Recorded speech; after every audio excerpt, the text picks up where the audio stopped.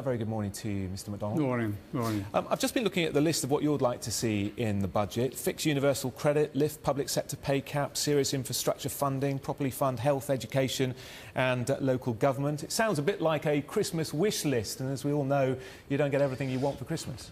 No, that's true. But it's not just me saying this.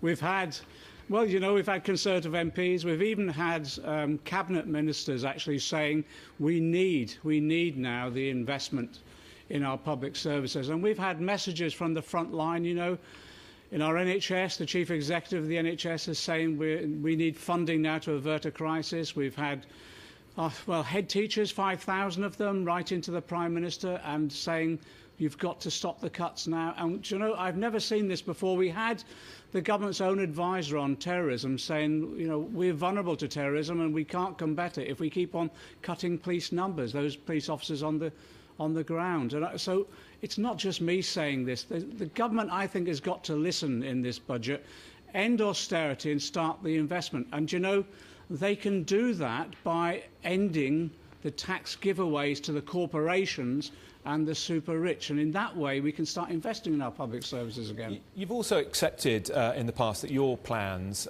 would require substantial extra borrowing, but of course the problem of that is that the debt burden is going to fall on the shoulders of young people, young voters that flocked to Labour in the last election. Are you happy with that? Well, let me just say, we had our discussion in the general election about longer-term plans. I want to concentrate on next week's budget because I think our services are facing an emergency on the ground, and that's why we're saying this should be an emergency budget that concentrates on investing in our public services. Yes, lifting the pay cap, and it's not just me saying that's a number of independent institutes advising the government as well, because things are so serious now. And when I hear Conservative cabinet ministers endorsing our policies, for example, on borrowing to invest in housing on a significant scale, when I hear Conservative backbenchers saying you've got to end austerity to Philip Hammond, I think the message is there. I think there's a growing consensus now that austerity has to end.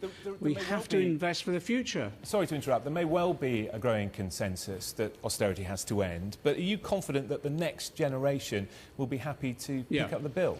Yes, and I was criticised in the general election campaign because I was talking about scrapping tuition fees, etc. And I was criticised for pouring too much money in for the next generation. Actually, I think we need a balanced approach across all generations. And, when you take housing, for example, the people who are suffering most at the moment are young people forced into the rented private sector with rents being so high. If we start building again and we have genuinely affordable homes, those young people they'll be able to get on the housing ladder to buy, they'll be able to rent with affordable rents. And they can start planning to have families again. Some of them are put off having families because they literally can't afford the roof over their heads. Well, the Prime Minister has said she's going to take personal charge of the housing crisis. It looks like housing association debt will be taken off the balance sheet to help fund new homes. We also know that maybe there'll be changes to stamp duty for first-time buyers. The housing charity Shelter says the government's housing policy is going in the right direction. You must welcome all of that. Oh, look, I think the issue around taking debt off balance sheets is more about meeting their targets than it is about delivery. But I welcome anything that will deliver new homes and new build. But it's got to be on the right scale. And from what we've seen from the government so far, it goes nowhere near what we desperately need. Under this government, we're building less homes than in the 1920s.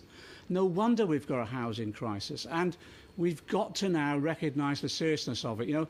Homelessness up 50%, sleeping rough doubled in the last few years. That cannot be right in the sixth richest country of the world. I just want to move on briefly, if I may. House of Commons Home Affairs Committee is warning of customs chaos if we don't plan for a no-deal scenario. How would Labour plan for a no-deal?